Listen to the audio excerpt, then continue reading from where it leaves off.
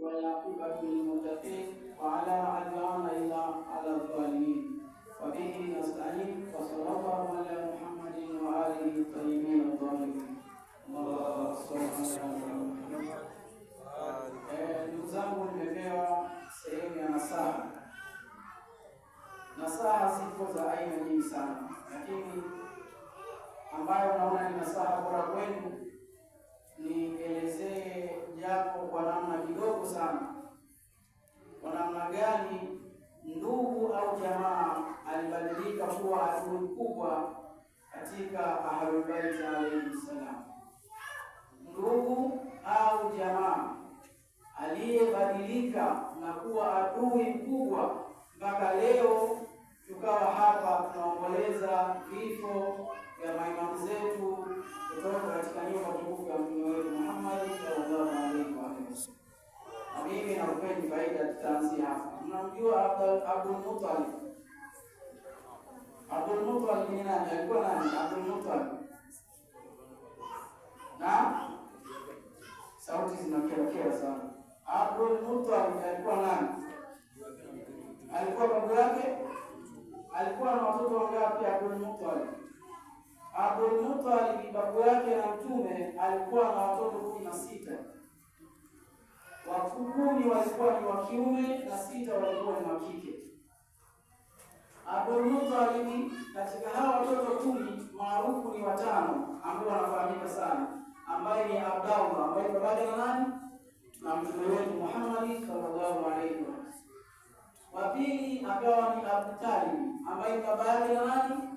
Na Imam Ali alayhi salam. Wa tatu alikuwa ni Hamza, yule ambaye aliuliwa vita vya Uhud mwaka wa 3, anaitwa Hamza bin Abdul Muttalib. Wa nne alikuwa ni Abu Lahab, huyo ambaye aliteremshiwa sura ya Tabbat Yada au suratu Al-Masad, alikuwa pia ni mtoto wa Abdul Muttalib. Lakini mwingine alikuwa ni Zubair, kuna wengine wakina Qaida, wakina Qira, wote walikuwa ni watoto wa Abdul Muttalib katika mama tofauti. Kuna mwanamke aliyemuoa mwanamke kubwa alikuwa anaitwa Fatima bin Amr. Huyu ndiye aliyemzaa Abdallah ambaye ndio baba yake na Mtume, na ndiye alimzaa Abu Talib ambaye ni baba yake na Ali, akamzaa na Zubair.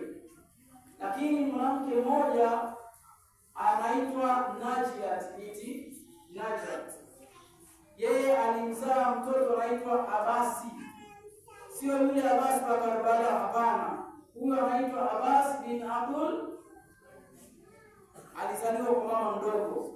Huyu ukoo wake ndio uliyemuona huyu Imam wa leo, Imam Ridha alayhi salam, ambaye muwadi wa Imam Ridha anaitwa Maamun, ambaye ni katika ukhalifa wa Abbasiya.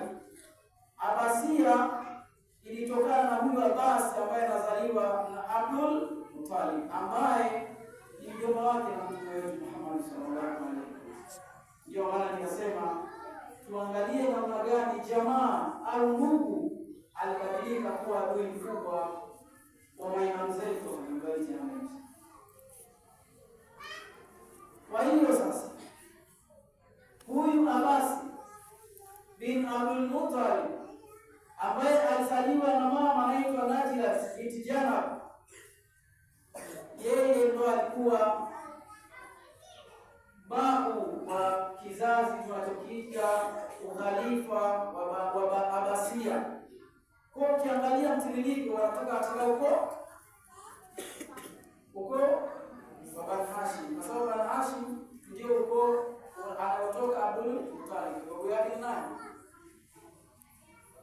Kuna maadui wengine tena walikuja kukitesa kizazi cha Mtume ambacho ni Bani Umayya. Bani Umayya hapa tunazungumzia wakina Abu Sufyan, wakina Yazid, wakina Muawiya. Mwingine wa Bani Umayya Uthman bin Affan.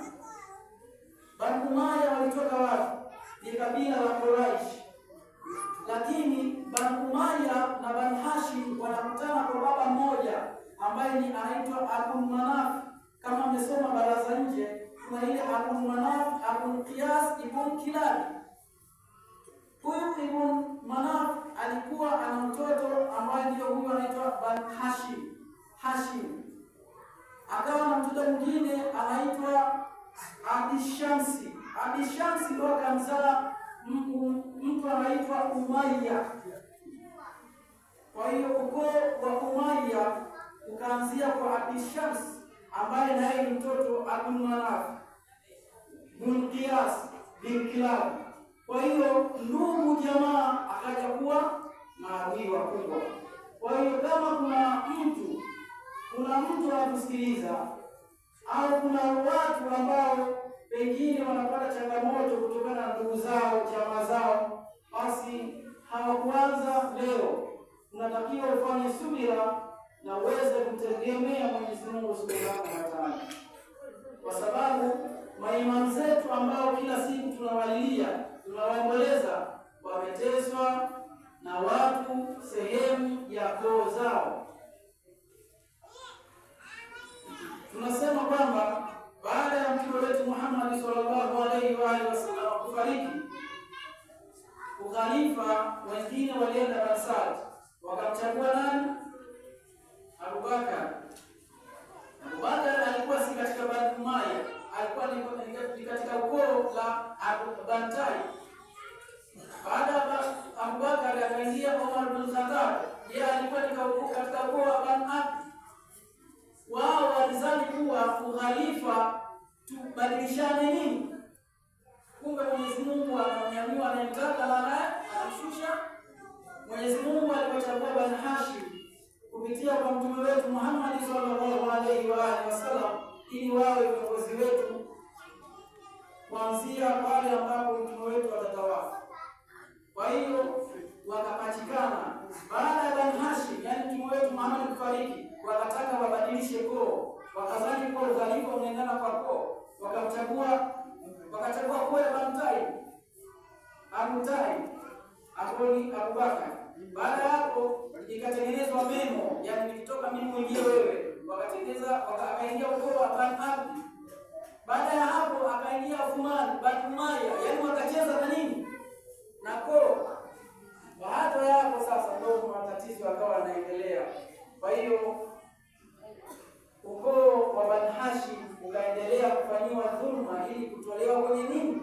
Kwenye ule uongozi ambao walikuwa wamepewa na Mwenyezi Mungu Subhanahu wa Ta'ala, pale ambapo ilifika sehemu akamwambia mtume pale maanusila ilaika katika bonde la bonde la pale mpakani pale Khadir Khum. Kwa hiyo nilikuwa nataka niwanasihi kwamba adui jamaa ambaye alikuja kuwa ndugu, jamaa aliyewahi kuja kuwa adui, mfano wake ni Bani Umayya na Abasi au Bani Abasi, ambao huyu Bani Abasi ambaye ni ukoo unatokana na Quraish, ambaye mmoja wapo ndio huyu Al-Mamun ambaye alisababisha imamu wetu Ridha akapewa sumu kwa kumfukuza kutoka Madina mpaka imamu akakimbilia Mashhad, Khurasan. Zamani ilikuwa Khurasan, sasa ndio Mashhad ndio Iran, ambapo mpaka leo amezikwa hapo. Mimi nilibatikiwa kufika tuseme alipozikwa dada yake ambaye anaitwa Masuma, ambaye dada yake na Imam Ridha alayhi salam. Inshallah tuendelee kusubiria mengi zaidi ambayo yatakuja kutoka kwa mashaikh zetu, na wanasihi muendelee kukaa kimya na muweze kufanya yale